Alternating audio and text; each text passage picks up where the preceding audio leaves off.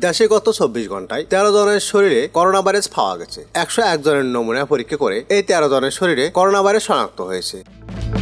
তবে 24 ঘন্টায় আক্রান্ত কারো মৃত্যু হয়নি। এ নিয়ে মোট আক্রান্ত রোগীর সংখ্যা দাঁড়িয়েছে 20,51,760 জনে। 10 জুন মঙ্গলবার স্বাস্থ্য অধিদপ্তর থেকে পাঠানো করোনা বিষয়ক নিয়মিত সংবাদ বিজ্ঞপ্তিতে এই তথ্য জানানো হয়েছে। জানা গেছে গত 24 ঘন্টায় আক্রান্তদের প্রত্যেকেই ঢাকা মহানগরী এলাকার বাসিন্দা। এর আগে 9 জুন 41 জনের নমুনা পরীক্ষায় 5 জনের শরীরে করোনা ভাইরাস পাওয়া গেছে। বিজ্ঞপ্তিতে বলা হয় 24 ঘন্টায় করোনা থেকে সুস্থ হয়েছেন 2 জন। এর ফলে এই সংখ্যা 20,19,378 জনে দাঁড়িয়েছে। মহামারী শুরু থেকে এখন পর্যন্ত মোট শনাক্তের হার 13.05%, আর গত 24 ঘন্টায় শনাক্তের হার 12.87%।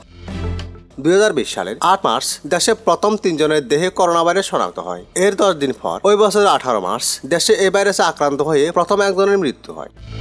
2021 সালের 5 ও 10 আগস্ট 2 দিন করোনায় সর্বাধিক 264 জন করে মারা যান।